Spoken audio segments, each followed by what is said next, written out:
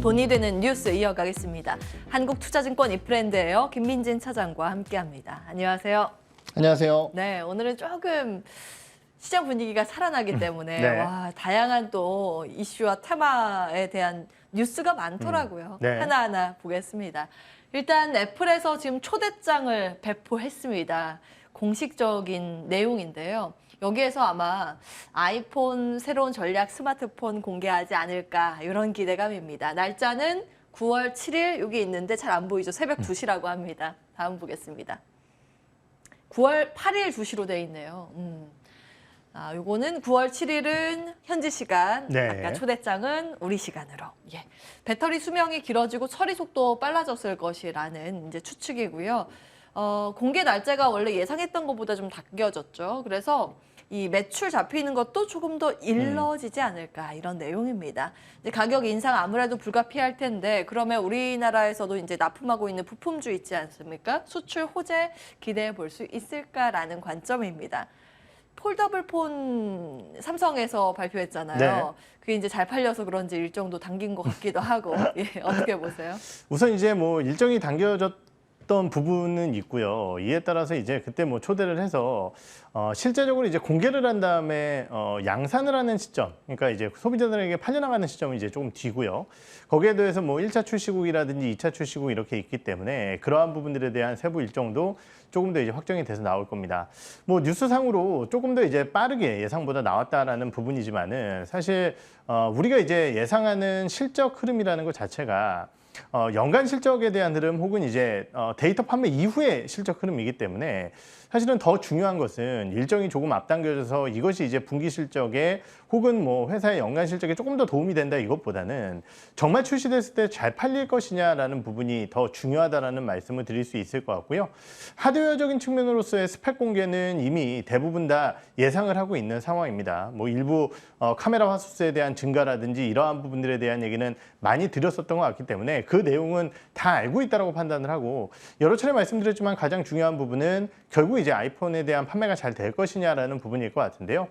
인플레이션에 대한 세트 우려감이 있음에도 불구하고 고 모델, 그러니까 프로와 프로맥스 모델이겠죠. 이 모델에 대한 판매량 그리고 판매 호조는 나타날 가능성이 높다라고 판단되어지기 때문에 이러한 부분들에 따른 부품주들에 대한 기대감 가져가 볼 수 있을 것 같습니다. 예. 사실 부품이라고 하면 LG이노텍이 대표적인 우리나라 기업인데 네. 이제 카메라 모듈 호재 때문에 오늘 갭상승 출발됐고 사실 물량 이기지 못하면서 지금 음봉으로 전환이 돼 있잖아요. 네. 투자 포인트를 두루두루 잡아볼 수 있을 것 같습니다. 이제 투자의 관점에서는 부품주 가운데 어떤 종목 공략 가능할까요? 네, 최근에 이제 BH라는 기업을 자주 말씀을 드렸었는데요. 결국은 이제 다시 한번 또 LG이노텍을 봐야 될 시점이 아닐까 이렇게 생각을 하고 있습니다. 예. 뭐 어차피 이제 두 개의 기업 말고는 워낙 이제 좀 작은 기업들이기 때문에 두 개의 기업을 위주로 말씀드릴 수밖에 없는데요. LG이노텍을 다시 말씀드리는 이유는 LG이노텍이 분명히 하반기에 실적이 좋을 것으로 예상되어졌지만 주가가 못 갔던 이유는 세트 업종군들에 대한 부담감, 거기에 더해서 IT 업종 내에 독보적인 주가 흐름을 보였다라는 이슈, 이 두 가지일 것 같습니다.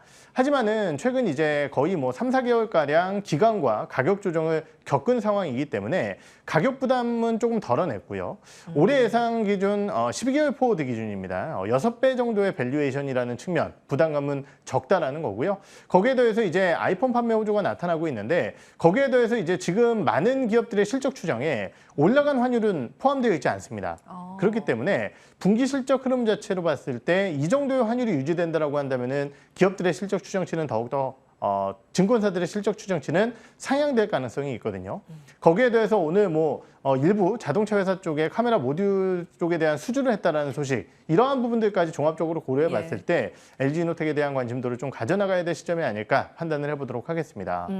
카메라 모듈 말씀을 주셨는데 네. 테슬라죠. 이제 테슬라도 네. 추측된다는 그렇죠. 부분. 예, 아직은 확정 기업 측의 입장은 없습니다만 어쨌든 이력이 있으니까 LG이노텍 같은 경우에는 자율주행차 쪽에 모듈 많이 필요하고 네. 차의 눈 역할을 하는 것이기 때문에 앞으로 수요가 더 늘어날 것이라는 관점으로 인해서 사실은 LG이노텍이 아이폰 부품주이기도 하지만 자율주행 관련 테마주 안에서 거의 대장주격으로 그렇죠. 네. 가는 성향도 있습니다.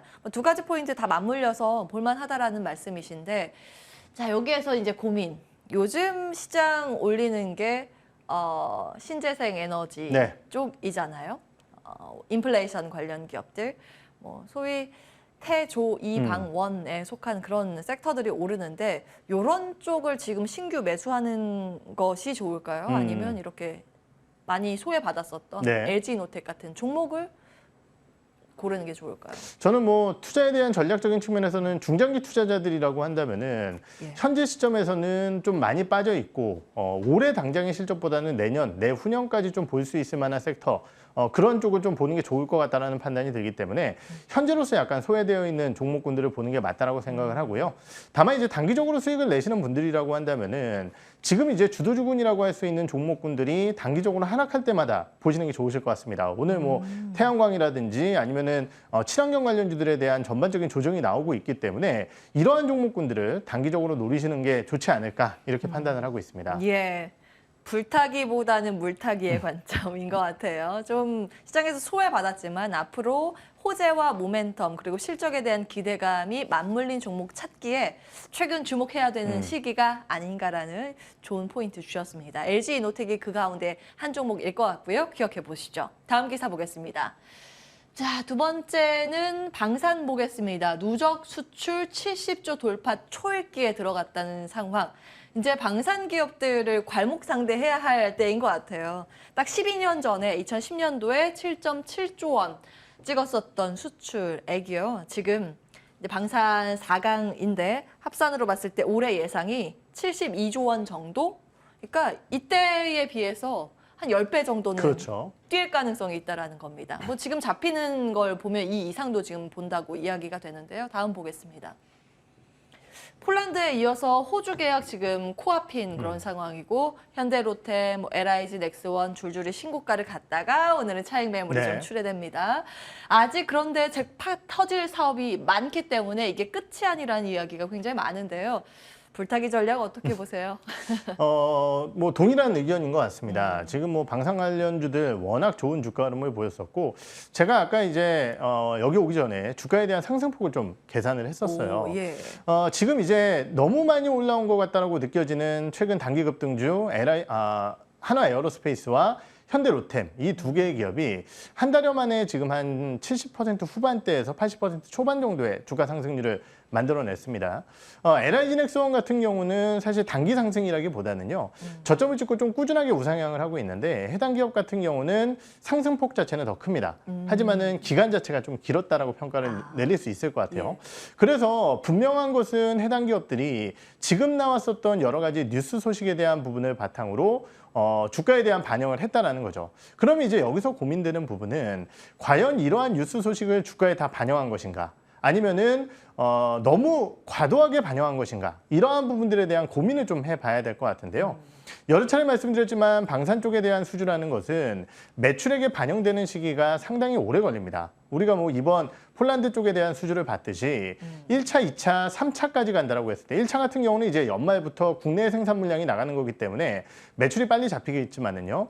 2차 같은 경우는 폴란드 현지 생산 그리고 3차 같은 경우는 뭐 어떻게 보면 2020년대 후반 정도부터 나가는 물량이기 때문에 실제적으로 주가가 빠르게 올라가게 되면은 항상 방산주들은 부담감을 가질 수밖에 없다라는 거죠. 이 부분이 이제 항상 문제였습니다. 예. 그런데 이번 방산 쪽의 상승에서 조금 다른 요소가 뭐냐라고 한다면은요. 이런 방산 수주라는 것 자체는 사실 일발성으로 끝나는 경우가 많았습니다. 어떤 국가에 장기적으로 수주를 하고 그 이후에 10년이나 15년간의 유지보수를 통해서 어느 정도의 매출액을 올리는 수주로 마무리되는 경우가 많았다는 거죠.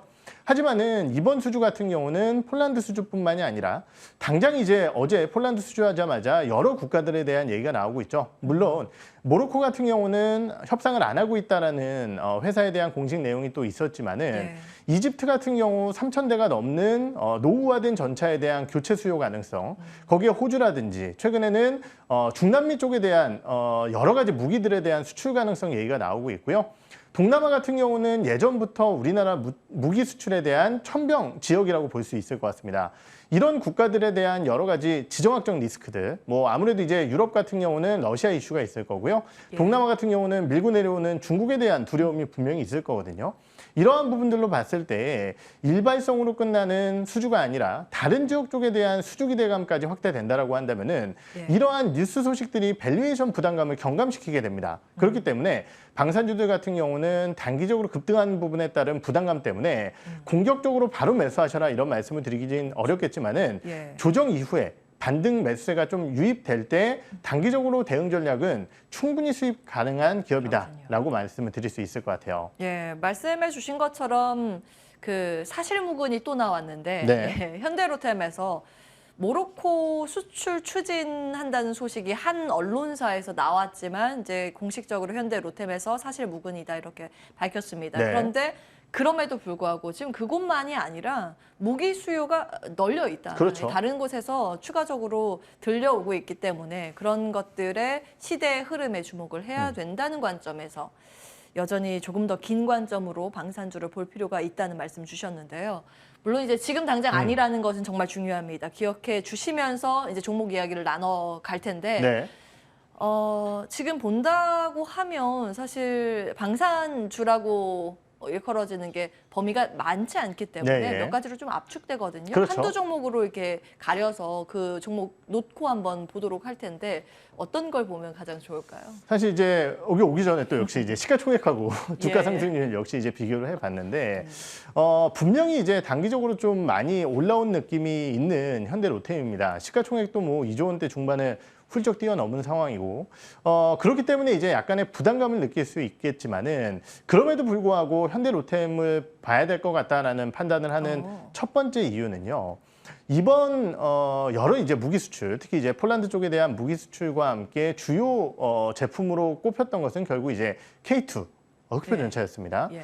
이쪽에 대한 수요라는 것 자체가 지금 글로벌적으로 봤을 때 노후화된 전차에 대한 흐름이 상당히 많이 나타나고 있는데 전투기 같은 경우는 아무래도 이제 국가들마다 전략이 좀 다를 수 있습니다. 왜냐하면은 성능에 대한 차이가 워낙 크고 미국에 대한 우방국 수출로 한정이 되어 있기 때문에 이러한 예. 부분들에 따른 전반적인 어려움이 좀 있다라는 거죠. 하지만은 전차 같은 경우는 다른 국가들 대비해서 굉장히 가성비가 높다라는 얘기들이 좀 나오고 있는 상황이기 때문에 이러한 부분들에 대한 수주 가능성이 조금 높지 않을까라는 판단을 하는 게 첫 번째 이유고요. 폴란드 쪽에 대한 수출이 이어지게 된다라고 한다면 폴란드뿐만이 아니라 뭐 EU 쪽, 그러니까 이제 나토라든지 이런 쪽에 대한 전반적인 수요가 늘어날 가능성도 배제할 수 없다라는 판단입니다. 그쪽도 지금 군비 증강 쪽으로 그렇죠. 틀었잖아요. 맞습니다. 정책을. 예. 거기에 더해서 이제 오늘 또 하나 뉴스 나온 소식이 이제 이집트 쪽에 전동 차량에 대한 수주 소식이 있었죠. 현대로템 같은 경우는 단기적으로 봤을 때는 결국 이제 이 전동 차량 쪽에 대한 또 하나의 사업 모멘텀이 굉장히 동사의 중요한 사업 모멘텀인데요. 이집트 쪽에 대한 수주를 바탕으로 안정적인 전동차 쪽에 대한 수주 잔고와 실적까지 꾀할 수 있다는 측면에서 봤을 때 어떻게 보면 이제 투트랙으로 방산 쪽에 대한 장기 실적을 단기적인 전동차 쪽에서 좀 메꿔줄 수 있는 부분이 있지 않을까라는 판단이 들어서 예. 현대로템을 한번 기대감을 가지고 바라보도록 하겠습니다. 예, 사실은 현대로템은 아주 전통적으로 철도 맏형이었는데 그렇죠. 이제 방산 이야기가 또 줄을 이루고 있습니다. 전차 형님이라고 불러드려야 될 것 같아요. 현대로템을 지금 당장 아니더라도 물량 소화 과정을 거친 이후에 재차 상승을 노리는 전략으로 말씀을 주셨기 때문에 그 점도 꼭 기억해 주시기 바랍니다. 한국투자증권 이프랜드 에어 김민진 차장과 기사 분석해봤습니다. 말씀 고맙습니다. 네.